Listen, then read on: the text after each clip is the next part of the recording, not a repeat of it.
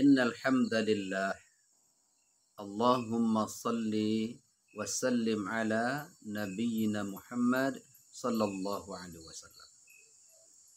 Saudaraku sekalian, sungguh beruntunglah orang yang mampu menata hatinya menjadi terang, jernih, bersih, dan selamat.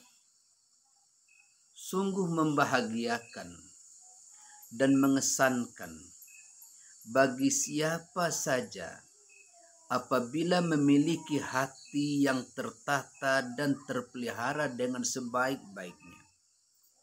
Sebab selain senantiasa merasakan kelapangan, ketenteraman, kesejukan, dan keindahan hidup di dunia ini, pancaran hati juga akan terpancar dari keindahan setiap aktivitas yang dilakukan. Bagaimana tidak? Orang yang hatinya tertata baik, wajahnya akan jauh lebih jernih. Seperti embun yang menempel di tepian dedaunan di pagi yang cerah. Lalu sinar dingin matahari pagi memancar jernih, bersinar, sejuk dan menyegarkan. Tak berlebihan rasanya apabila setiap orang akan merasakan nikmatnya memandang pemilik wajah berseri.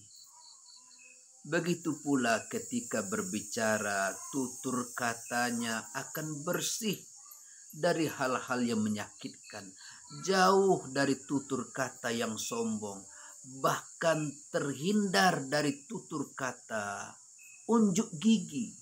Subhanallah, setiap perkataan yang keluar dari lidahnya yang tersusun rapi akan terasa syarat hikmah, syarat makna, dan syarat manfaat.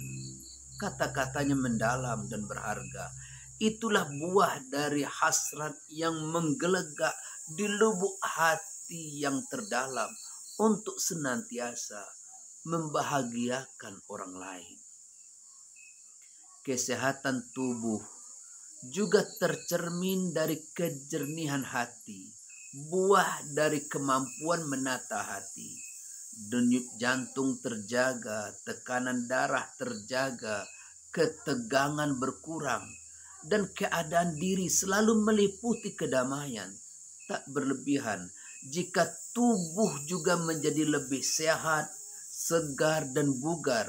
Tentu saja tubuh yang sehat dan segar seperti ini akan jauh lebih memungkinkan untuk berbuat banyak bagi orang banyak.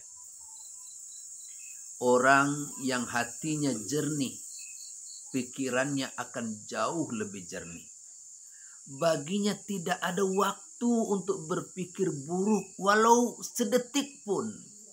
Lagi pula, pikiran untuk menindas orang lain tidak pernah terlintas dalam benaknya. Waktu baginya sangat berharga. Di mana sesuatu yang berharga dapat digunakan untuk hal yang tidak berharga. Sungguh kebodohan yang tak terukur. Tidaklah berlebihan apabila orang yang berhati jernih akan lebih mudah memahami setiap permasalahan, lebih mudah menyerap berbagai ilmu pengetahuan, dan lebih cerdas dalam melakukan berbagai pemikiran kreatif. Subhanallah, hati yang jernih ternyata telah membuahkan berbagai solusi optimal dari kemampuan pikirannya. Alhasil, orang yang tertata hatinya adalah orang yang berhasil merintis setahap demi setahap jalan menuju kebaikan. Tak heran jika ketika menjalin hubungan dengan sesama manusia, hal itu menjadi sesuatu yang sangat mengesankan. Hatinya yang murni membuatnya memancarkan akhlak yang elok, menawan, rendah hati, dan penuh kesantunan. Siapapun yang berjumpa akan merasakan dampak yang mendalam. Siapapun yang berjumpa akan memperoleh berbagai manfaat yang baik. Bahkan ketika berpisah pun, orang-orang seperti ini menjadi buah kenangan yang tidak mudah dilupakan. Dan subhanallah, lebih dari itu semua, kejernihan hati ternyata mampu membuat hubungan dengan Allah menjadi luar biasa, bermanfaat, berbekal keyakinan yang kuat, berzikir dan berzikir kepada Allah setiap saat, mengimani dan mengamalkan ayat-ayat Allah, menjadikan hati menjadi tenang dan tentram. Alhasil, ia pun menjadi lebih akrab dengan Allah. Ibadahnya pun terasa lebih nikmat dan nikmat. Demikian pula doanya menjadi luar biasa berhasil. Besar kemungkinan doa akan menjadi solusi atas permasalahan hidup yang dihadapinya. Dan yang paling luar biasa adalah anugerah bertemu dengan Allah Azza wa Jalla di akhirat. Allahu Akbar. Pendek kata, orang yang hatinya bersih, luar biasa nikmatnya, luar biasa kebahagiaannya, dan luar biasa pula kemuliaannya. Tidak hanya di dunia ini, tetapi juga di akhirat. Tidakkah kita rindu memiliki hati yang bersih? Silakan bandingkan dengan orang-orang yang berperilaku sebaliknya. Busuk, kacau dan berantakan. Wajahnya muram, kusam, dan dia selalu tampak gelisah dan cemas. Kata-katanya kejam, kasar dan tajam.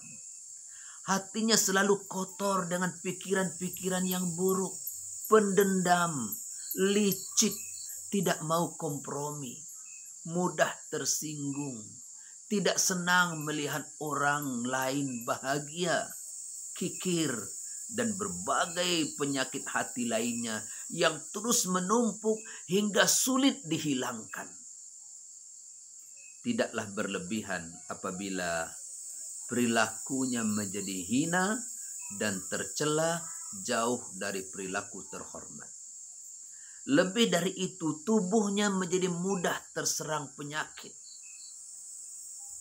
Penyakit adalah buah dari hati yang busuk, buah dari ketegangan mental, dan buah dari kelelahan mental yang disebabkan oleh berbagai aspek masalah kehidupan. Selain itu, pikirannya pun menjadi sempit dan malah semakin memikirkan tirani. Oleh karena itu, bagi orang yang hatinya busuk, sama sekali tidak ada waktu untuk menimba ilmu. Seluruh waktunya dihabiskan hanya untuk melampiaskan ketidaksukaannya kepada orang lain. Tak heran jika hubungan dengan Allah Subhanahu wa Ta'ala menjadi kacau, ibadah tak lagi berkah, bahkan menjadi retak dan kering. Lebih parahnya lagi, dia menjadi jauh dari rahmat Allah. Akibatnya jelas, doa tidak diterima, tidak dikabulkan, dan berbagai masalah pun langsung menghampiri kita.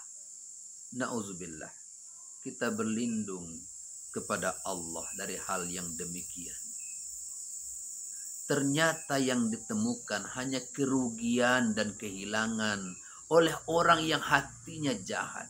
Sungguh malang. Sudah sepantasnya Allah Subhanahu wa Ta'ala mengingatkan kita dalam salah satu firman-Nya. A'udzubillahi minasyaitonirrajim. Bismillahirrahmanirrahim. Qad aflaha man zakkaha wa qad khaba man dassaha. Sesungguhnya beruntunglah orang yang mensucikan jiwanya, dan sesungguhnya orang yang mengotori jiwanya, maka dialah orang yang merugi. Quran surah Asy-Syams ayat 9 dan ayat 10. Ingatlah saudaraku, hidup hanya sekali dan siapa tahu suatu saat nanti kita akan mati. Marilah kita bergabung bersama dalam barisan orang-orang yang terus berbenah diri dan semoga kita menjadi contoh awal bagaimana menjadikan hidup ini indah dan produktif dengan hati yang jernih, insya Allah. Wassalamualaikum warahmatullahi wabarakatuh.